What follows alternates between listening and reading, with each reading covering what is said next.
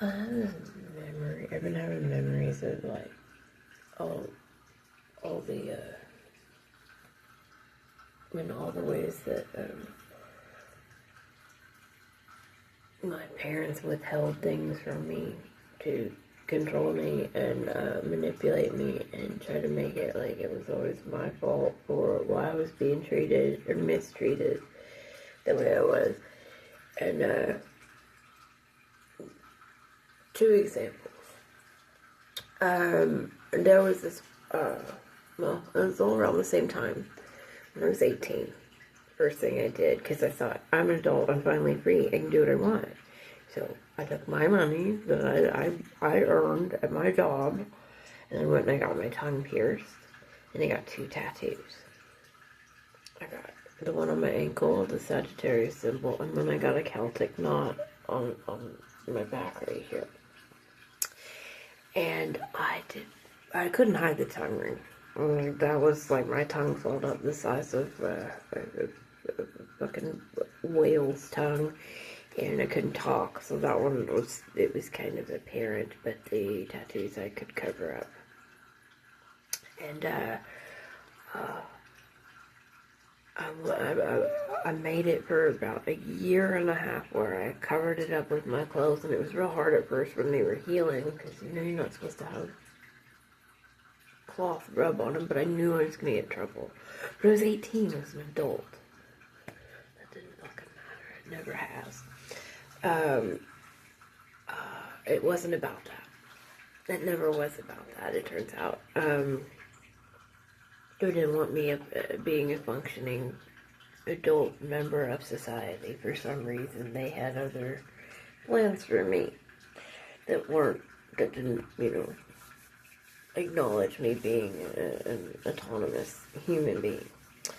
So, one day, I can't remember, somebody had pulled I think a friend had pulled into the driveway, and I was wearing a tank top that I'd slept in, and I think they were bringing me something, and I ran out, and as I was running out, I forgot that I was wearing a tank top.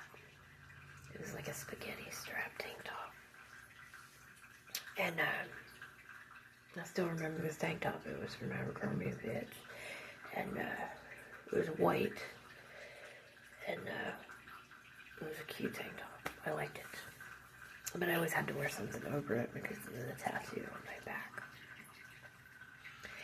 And my dad saw it as I was running by him. Didn't even think. Because somebody had called me. And I ran down the steps to the driveway down at the bottom of the stairs. And he saw it. And he chased me outside, and he grabbed me by the back of my hair, and he yanked me back, and he said, "What is that?" And I said, "Let me go. I gotta go down." And he let me go, and I ran down. I got the thing, and I ran back up to, because I was like, fuck. And I think I even remember telling my friend, fuck, I'm in trouble. And I walked back up the stairs, and he was still standing there screaming at me, "You harlot, you," or, all the whatever, you stupid, worthless, the typical, everyday shit. You. And he's like, "Where did you get that? What is that?" And I was like, "It's a tattoo. I got it. Don't worry about it," and there's no rationalizing. When somebody is, like,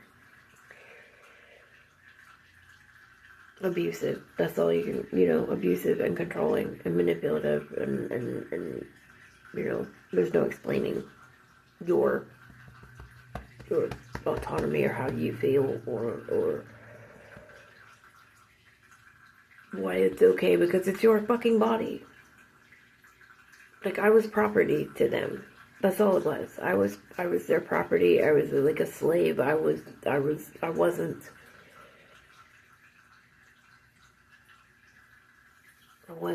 were never going to see me as an adult. They were never going to see me as a person even, or treat me as such. And we got into an argument, and I said, there's nothing I can do about it now. He was so fucking belligerent and angry, and I don't remember what happened, but he grabbed me by the throat, and he was choking me. And my friend Jeremy was a black belt, not the dead Jeremy, another Jeremy.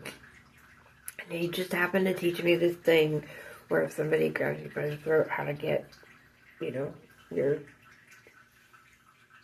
And I got him, and I grabbed his hands, and I looked him in the eyes, and I said, if you ever put your hands on me like this again, old man, I will kill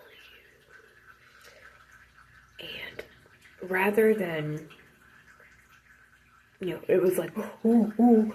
And then after that, he went around telling everybody, it was me. I was the one that attacked him. I'm the one that stuck in his head that I was the aggressor. So after that, I was dangerous.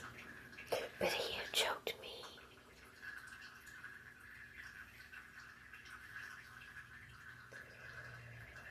And I got to thinking, my mom was just like, they were both like this. And they hated each other, and it was toxic to watch them fucking interact with each other, and they were always fighting, and always, I hate you more, I wish you were dead, I'll kill you, all that stuff. And, when it wasn't the two of them going at it, they both would team up and do it to me. And it was stuff like that. Like, I was thinking about, around that same time, I got my wisdom teeth taken out. All 4 of my wisdom teeth were impacted. And it was really, really painful, and I had really bad swelling in my face, so I had to have them taken out. So I went, and we got the surgery scheduled. I went, and I got it done. And then on the way back, I was really, really thirsty. So we stopped, and I got a Dr. Pepper. Now, all the paperwork said don't drink anything, but, I was really thirsty. I was out of it, and of course, I was supposed to be in control. And not the person taking care of me. It never was. It was always, I'm supposed to be the one that has all my faculties together at all times. I'm the one who has to take care of me and everybody else around me. Even when I can't. Even when I'm incapacitated. Even when I need them and I'm relying on them. And, so I got this Dr. Pepper, and I drink it, and I had the big,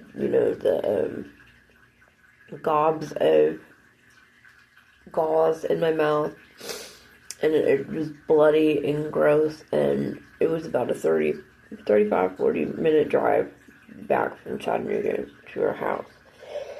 And I was like, on the way, when we got close to the house, I was like, I'm gonna be sick. I think I'm going to be sick. And she was like, well, you're not going to throw up in the car. Let me get home. Because it was just like this constantly. And we pull up into the driveway. And I couldn't even, before we even got the car stopped, I had to throw the door open. And I started puking. And I was puking. I puked. She was like, don't puke in the driveway. I'm trying to get in the house. And so I was trying to run up into the house. And there was like a driveway, and then you walk up steps, and then a walkway, and then up the porch steps into the house. And I started throwing up the clots that had formed over where my teeth had been taken out. So it was just nothing but blood. And I was throwing up blood all up the driveway. And all up the walkway. And she was screaming at me. And I was like, and I was out of it still from the anesthesia. And I asked her, I'm going to need pain medicine. And she got me into the house, and then she said she was going to get me pain medicine. And I puked up all the clots, right? Dry socket. I got it. It was horrible. It was the worst pain ever. And, I mean, it hadn't set in at this point, but, she decided she was gonna go grab some groceries and get my pain medicine. And she wasn't coming back. It was over 4 hours. And I kept calling her. I was like, Mom, I'm in so much pain. You have to get my pain medicine. Please bring it back. Please bring it back. She'd be like, you're so fucking selfish. You are so selfish. Why can't you just sit there and wait for me? You know, and then she went shopping. She went shopping after I just had surgery. And then got home 4 hours later. And I had called several times, like, I am in horrific pain. Please, you know. And when she gets home, she throws the bag at me. God, here you go. Don't you ever act like that again. Me, the one who just had surgery on my mouth. And then I threw up all the clots and got dry socket. And then after that, it was constant having to take care of it because it took a long time for it to heal. And it was just like, it was like that day in, day out, every day with both of them. They didn't care.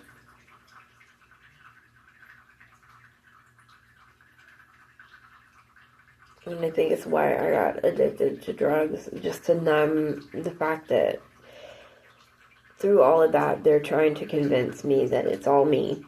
It was all my fault. I was the one. And I'm not saying that I wasn't ever infallible in all of it. I was hateful. I talked back. But I didn't deserve most of the shit that I endured. Like one day towards the end there, I'd gone to, after we'd already gotten out of the house, and I was meeting them to try to get some groceries.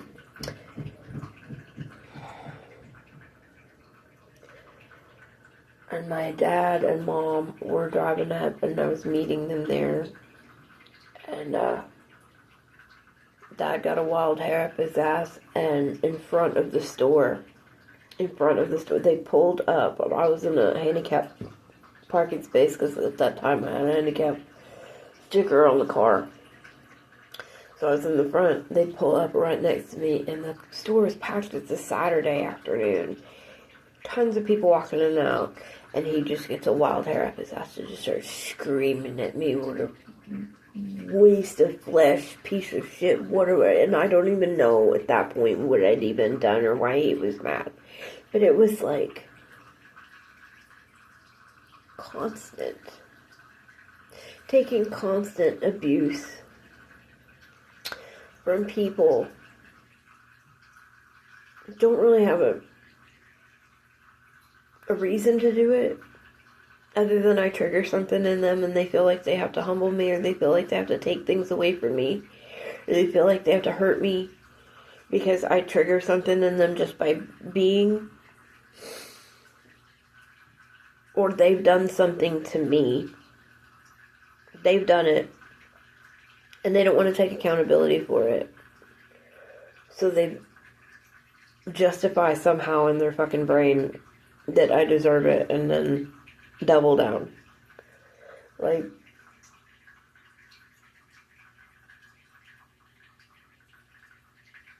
I don't deserve it. I never deserved any of it.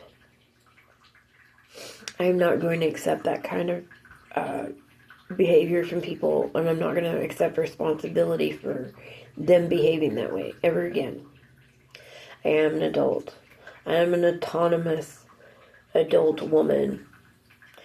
I can do what the hell I want to. I can say what I want to. I can wear what I want to.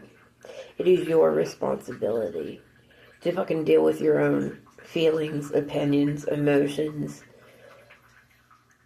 whatever.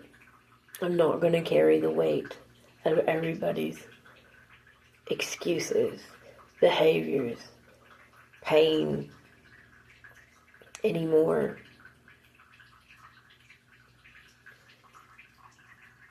Or I'm not going to carry this pain that I've carried my whole life of guilt and shame for how I've been treated by others. Because I was trained from a young age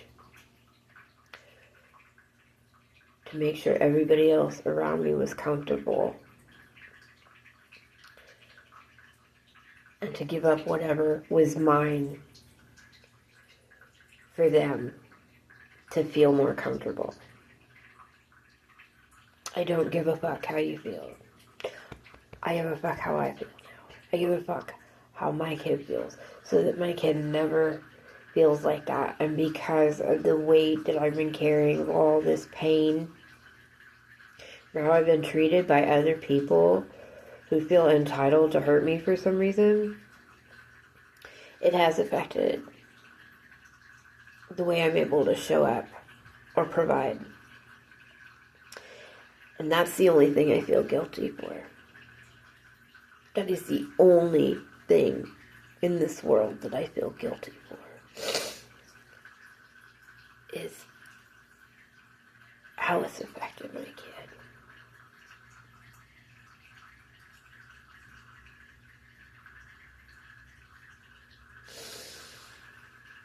But no one is ever going to treat that child the way I was treated because of their own bullshit.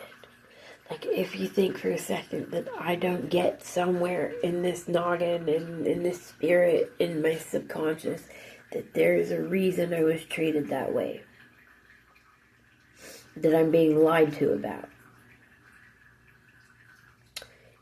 you're fucking stupid. You're a waste of flesh. You're high. Because I know that there is. Other people in the family have commented on how much differently I am treated than everybody else. There's a reason. But there's no excuse for it. And I'm not going to allow it anymore. Nobody's ever going to control me again with that kind of behavior. Because this is mine now. It was mine when I turned 18. But I wasn't allowed to have it until now. Now, it is going to be honored. It is going to be treated sacredly.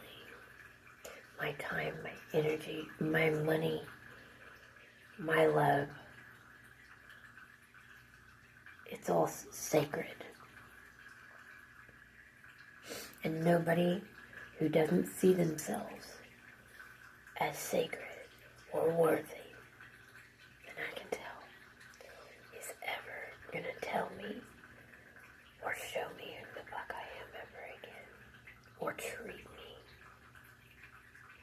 like I've been treated in the past.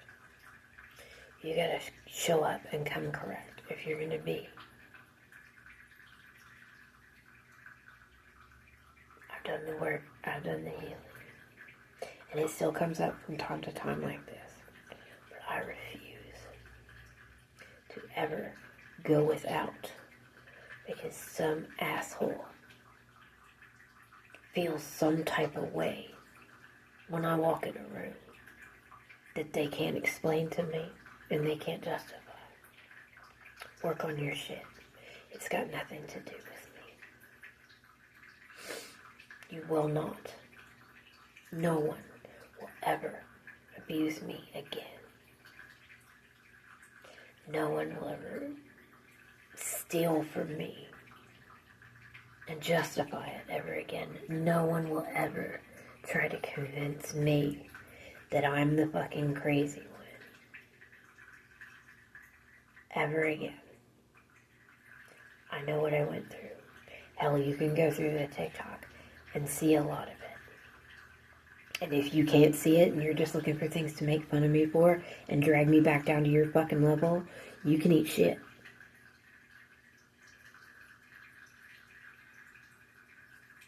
Because I know what I went through.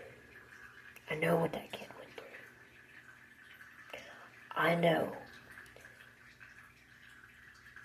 who was there for me and who hasn't been. Don't come around if you can't. Because most of you just sat back and watched. Looking for things to fucking make fun of and manipulate and slander me for. Misconstrue. Get the fuck out of here. I got no time for it. You've done enough. And this chapter of my life here, it's just about over.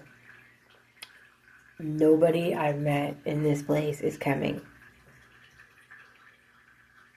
Unless you can stand up and meet my standards. Not the other fucking way around.